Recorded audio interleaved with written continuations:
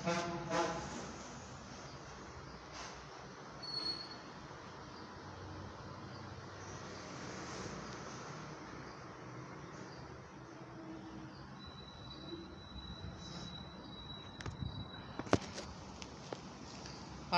வணக்கம். அரியலூர் மாவட்டம் திருஞான சம்பந்த ஜோதிடர். இந்த எண்கிடம் நவக்கிரக தமிழ் எண் ஜோதிட பிரகாரம் சொல்லப்பட்டு வருகிறது. தமிழுக்கு 240 எழுத்து. அதை வார்த்தை அடிப்படையில் உறுதி செய்து இந்த வீடியோக்கள் மூலமாக சொல்லப்பட்டு வருகின்றேன். ராசி, நட்சத்திரம், எண்ணும், எழுத்தும், கிரகங்கள் இந்த 5 வகைக்கான எண்களிடம் இது வார்த்தை அடிப்பில் ஜாதகப்பலம் எப்படி எழுதப்பட்டது என்பது தொடர்பாக சொல்லப்பட்டு வருகின்றேன். 6ஆம் இடம் பெரிய சாணம் கடன் என்று சொல்லிய சாணத்துக்கு எப்படி பலன் எழுதுனாங்க அப்படிங்கிறத இந்த வீடியோக்கள் மூலமாக சொல்லி கொண்டு வருகின்றேன். கடன் கொன்றுவிடும் 3 வார்த்தைகள் இதற்கு. கடன் கொன்றுவிடும் 3 வார்த்தைகள். அதற்குரிய எண்கிணர் 1, 5, 6, 3, 6, 1, 6, 7, 7 இதெல்லாம் கூட்டினாக்க 42. அது விதிங்கிறது 6. இதான் 6ஆம் இடம். கடன், சத்துரு, பகை என்று சொல்லக்கூடியது. இது கடங்கார ஒரு இது. ஆனால் 6ஆம் எண்கிணர் எந்த நிலையிலும் சரி யாரையும் பாழாக்கி விடாது. கடனை உருவாக்கும், அது அடைத்து விடும். ஆனால் கடன் கொன்றுவிடும் என்ற சாணத்தின் அடிப்படை பிரகாரம் விதியின் 6 ஜாதக பலன் எப்படி எழுதப்பட்டது என்பது தொடர்பாக கடன் கொன்றுவிடும் அது வார்த்தைக்கு சொல்லப்பட்டுள்ளது. விதியின் 6. மற்ற ஒவ்வொரு வார்த்தையிலும் 6ஆம் எண்கணிதம் விட்டு கொடுக்கவில்லை, எல்லாத்தையுமே சரி செய்து வருகின்றது. இந்த 3 வார்த்தைகளுக்கும் என்கிறது விதியின் 6. கடன் கொன்றுவிடும். லாபம் உயிர் தரும். இது 3 வார்த்தைகள். லாபம் உயிர் தரும் என்பது 3 வார்த்தைகள். அது லாபம் என்னாலே பொதுவாக 11ஆம் இடத்தை தான் சொல்லப்பட்டு வருகிறது. ஆனால் இங்கே எண்கிணர் பிரகாரம் 8 சொல்லப்படுகிறது. லாபம் உயிர் தரும்.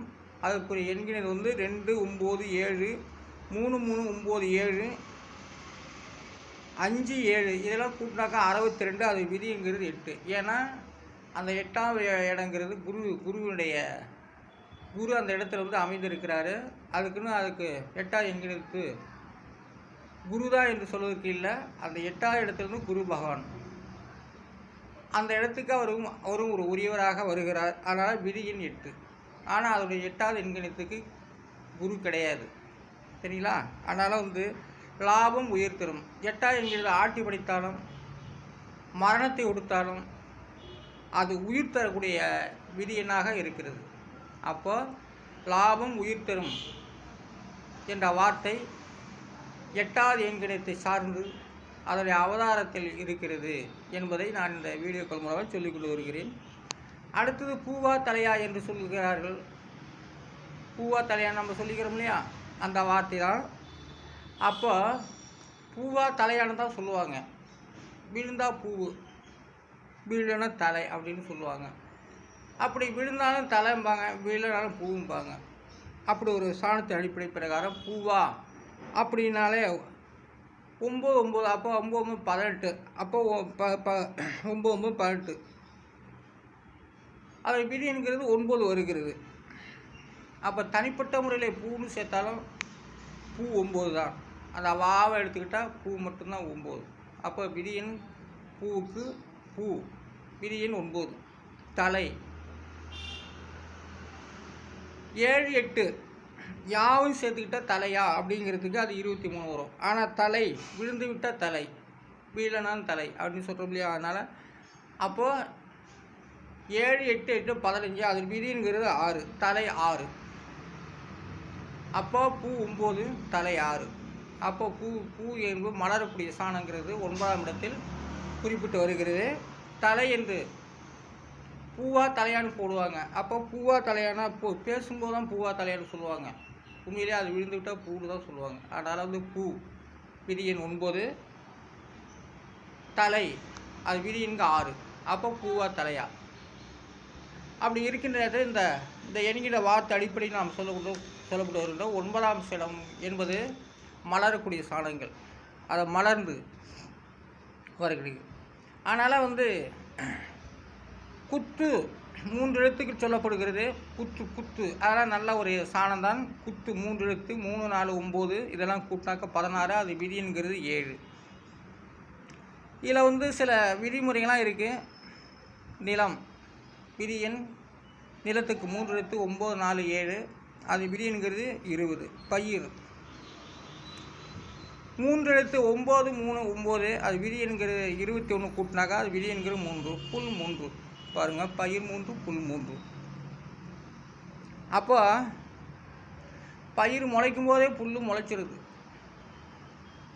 புல் முளைக்கும் போது அப்போ அது களை பறிக்கிறோம், அது விரியன் 3. களை பறிப்பதும் விரியன் 3 தான். காவுக்கு 1, இலைக்கு 2 களை, அது விரியன் 3. புல் 3, 2, 1 புல். பயிர் 9, 3, 9 அப்போ 27 விரியன்கிறது 3. அப்போது இந்த விதைகள் பாருங்கள் இந்த கொள்ளக்காட்டில் போடுறது பயிர் 3, புல் 3 சரிசமமாக முளைக்குது. பயிரோடைய விதை முளைச்சிட்டா புல்லும் முளைக்குது. அதான் பயிர் 3, புல் 3, விரியன் 3, களை 3. அதை பறித்து புல்லை செத்திட்டாக்கா, புல்லை எடுத்துட்டாக்கா பயிர் ஓங்கி வளரும். விதை 8. இதெல்லாம் விதையெல்லாம் 8வது என்கிறத நான் சொல்லி இருக்கின்றேன். 6, 2 இது விதி என்கிறது 8. அதனால் இந்த பயிர், அதனால் தாயோடைய பிள்ளைகள், பூமியோடைய பிள்ளைகள், புல்லும் ஒரு பிள்ளைலாம் தாய் பூமி தேவிக்கு. அப்போ பூமாதேவி புல் எதுக்கு கொடுக்குறாங்கன்னா ஆடு மாடு ஜீவராசிகள் எறும்புகள் இவைகளுக்காக புல். ஆனால் புல் என்றைக்கும் அற்று விடாது. புல் எப்போதும் இருக்கத்தான் செய்யும்.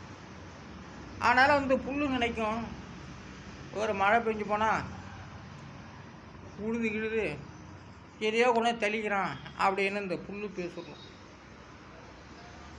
அப்போ பயிர் என்ன சொல்லணும்னாக்கா, நீ இயற்கையாக நீ உருவாகக்கூடியது, மழை பெஞ்சால் துளுத்துக்குவ. ஆனால் எங்களுக்கு நாங்கள் மக்களுக்கு உணவு தானியங்கள் கொடுக்கறது, நாங்கள் விளைஞ்சி காய் கனி பழமாக கொடுக்கக்கூடியது. நீ நீ ஜீவராசிக்கு 5 அறிவு உள்ள ஜீவராசிகளுக்கும் எறும்பு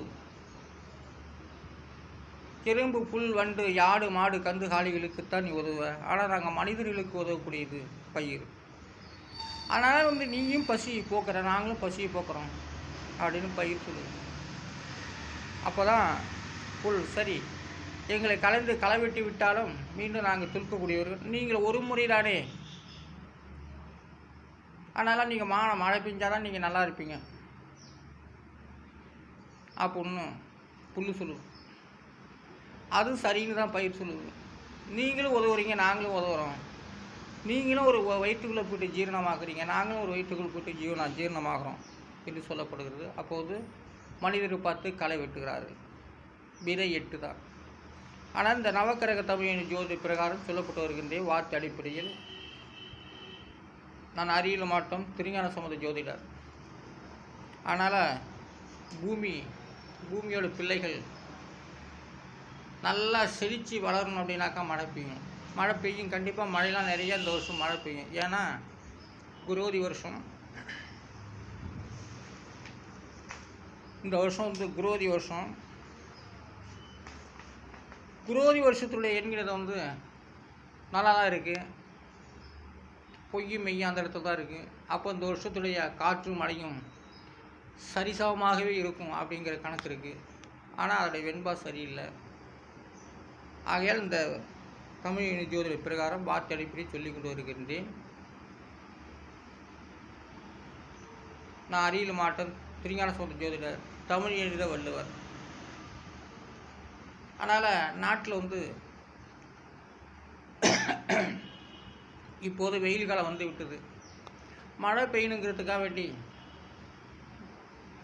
மக்கள்கள் மழையாக செய்வார்கள், வர்ணதேவன் பூஜை செய்வார்கள். அந்த வர்ணதேவன் பூஜை செய்யணும் மழை வராத காரணம், நம்ம எதையுமே ஒரு மனிதர் நிரூபிக்கிறோம். அது மனிதன் நிரூபிக்கும் போது அந்த மனிதன் மூலமாக தான் நடக்கும். ஆனால் முறையாகவே மழைக்கான தேதிகள் எண்கணிதங்கள் குறிப்பிட்டிருக்காங்க அன்றைக்கி சொல்லியிருக்க ஒரு பதிவில். அதனால் தமிழ் எண்ணு ஜோதிட பிரகாரம் வார்த்தை அடிப்படையில் ஒவ்வொரு மாதத்தினுடைய மழையினுடைய இதெல்லாம் நம்ம சர்க்குலர் போல் சரி பண்ணி அதை ஆண்டவன் ஒப்படைத்து கடவுளால் அது மழைகள் பெய்யக்கூடியது அதான். ஆனால் இதிலிருந்து மனிதர்கள் தவம் தியானம் செய்வார்கள். ஆனால் எப்படியோ சித்திரை 23 தேதியெல்லாம் மழை பெய்ஞ்சாகணும் அப்படிங்கிற விதிகள். இது கடவுளுடைய நான் ஒப்படைக்கிறேன். சத்தியகட்டளையாக இது செய்து வருகின்றேன். ஆனால் இந்த தமிழ் எண்ணி ஜோதிடத்தினால வளர்ச்சி தான் உண்டு. ஆனால் தமிழ் எண்ணி ஜோதிடம் மிக சிறப்பாக உள்ளது. அதனால் இந்த எண்ணிய ஜோதிடம் திருஞான சம்பந்த ஜோதிடர், அரியலூர் மாவட்டம். நன்றி, வணக்கம்.